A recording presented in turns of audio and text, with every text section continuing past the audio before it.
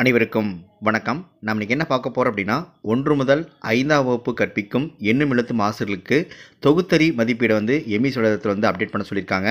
அதை எவ்வாறு நம்ம மேற்கொள்ளலாம் அப்படிங்கிறத பற்றி தான் இந்த வீடியோவில் நம்ம பார்க்க போகிறோம். மறக்காமல் சேனலை சப்ஸ்கிரைப் பண்ணுங்கள், வீடியோ அனைவருக்கும் ஷேர் பண்ணுங்கள். ஃபஸ்ட்டு அதுக்கு உங்களுடைய குரோம் ப்ரௌசர் நீங்கள் ஓப்பன் பண்ணிக்கோங்க.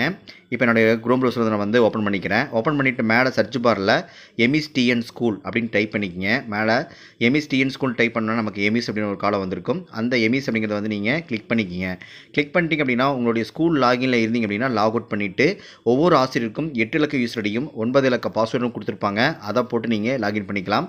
இப்போ எனக்கான யூசர் ஐடி பாஸ்வேர்ட் போட்டு அந்த இடத்துல நான் லாகின் பண்ணுறேன். லாகின் பண்ணால் ஆட்டோமேட்டிக் நமக்கு பேஜ் லோட் ஆகி லாகின் ஆயிரும். லாகின் ஆனதுக்கப்புறம் பார்த்திங்கன்னா மேலே 3 லைன் மாதிரி கொடுத்துருப்பாங்க. அதில் பார்த்திங்கன்னா ஆக்டிவிட்டின்னு ஒரு காலம் கொடுத்துருப்பாங்க. அதற்கு கீழே மார்க் என்ட்ரின்னு ஒரு காலம் கொடுத்துருப்பாங்க. அதை நீங்கள் டச் பண்ணிக்கங்க. டச் பண்ணால் உங்களுக்கு அகாடமிக் இயர் கொடுத்துருப்பாங்க. அந்த அகாடமிக் இயரில் 2024-25 செலக்ட் பண்ணிக்கங்க. அடுத்தது கிளாஸ் கொடுத்துருப்பாங்க. உங்களுக்கு எந்த கிளாஸ் ஒதுக்கப்பட்டதோ அந்த கிளாஸ் உங்களுக்கு காட்டியிருப்பாங்க.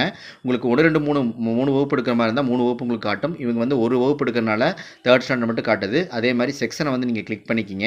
செக்ஷனை நீங்கள் கிளிக் பண்ணணும். உங்களுக்கு தமிழ் மீடியம் இங்கிலீஷ் மீடியம் இருந்தால் ஏபின்னு காட்டும். இது தமிழ் மீடியம் மட்டும் இருக்கனால ஏன்னு மட்டும் காட்டுது. எங்களுக்கு 2 மீடியம் இருந்துச்சுன்னா 2 மீடியத்துக்கான ஏபி காட்டும்.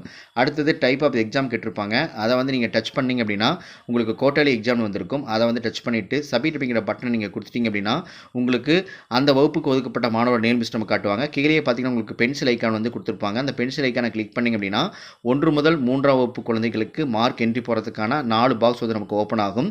இது முதல் பாக்ஸில் நீங்கள் தொகுத்தறி மதிப்பீடு 60 மார்க் வச்சுருப்பீங்க. அந்த 60 மார்க்குக்கு எவ்வளோ வாங்கியிருக்கான் பையன் 55 வாங்கியிருக்கானா 58 வாங்கியிருக்கானா அந்த 60 மார்க்குக்கு மட்டும் அந்த பாக்ஸில் மதிப்பீடு வேணும். முதல் பாக்ஸ் தமிழ் மதிப்பிடணும். 2வது பாக்ஸில் ஆங்கிலம், 3வது பாக்ஸில் மேக்ஸு, 4வது பாக்ஸ் ஒரு காலம் கொடுத்துருக்காங்க. அந்த பாக்ஸில் நீங்கள் 0 அப்படிங்கிறத பதிவிட்டுக்குங்க.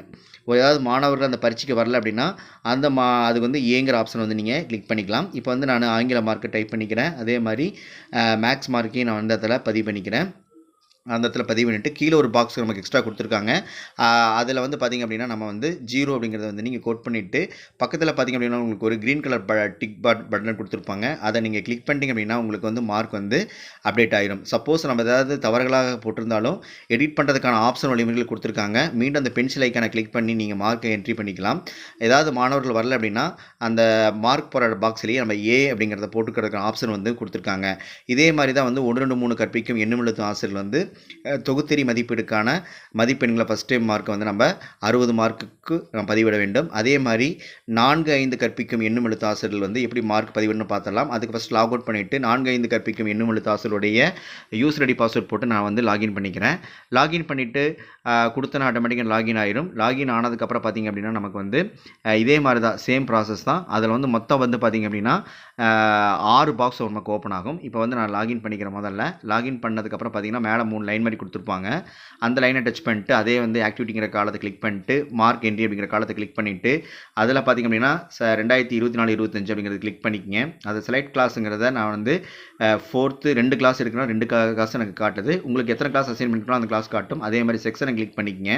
அதே மாதிரி நெக்ஸ்ட் பார்த்திங்க அப்படின்னா எக்ஸாம் டைப் கேட்டிருப்பாங்க. அதில் குவார்ட்டர்லி எக்ஸாம் கிளிக் பண்ணிட்டு சப்மிட் அப்படிங்கிற பட்டன் நீங்கள் கொடுத்துட்டீங்க அப்படின்னா நமக்கு மாணவர் லிஸ்ட்டு நமக்கு காட்டுவாங்க. அதில் பார்த்திங்கன்னா சேம் அதே ப்ராசஸ் தான் நம்ம அதே ப்ராசஸ் தான் பண்ணணும். இதுக்கும் மொத்தம் இதில் 6 பாக்ஸ் கொடுத்துருப்பாங்க. சப்ஜெக்ட்டுக்கு ஒரு பாக்ஸுங்க 5 பாக்ஸ் இருக்கும். 6வது பாக்ஸில் நீங்கள் 0 அப்படிங்கிறத பதிவிட்டுங்க. மீண்டும் ஏதாவது தகவல் வந்துச்சு அப்படின்னா அதை நம்ம மார்க்கை எடிட் பண்ணி நம்ம மடி சேஞ்சஸ் பண்ணிக்கலாம். ஏதாவது மாணவர் வரல அப்படின்னா நம்ம ஏங்கிற ஆப்ஷனை மட்டும் நம்ம போட்டுட்டா போதும். இது மாதிரி எல்லா மாணவர்களுக்கும் மார்க் மதிப்பெண்களை போட்டுட்டு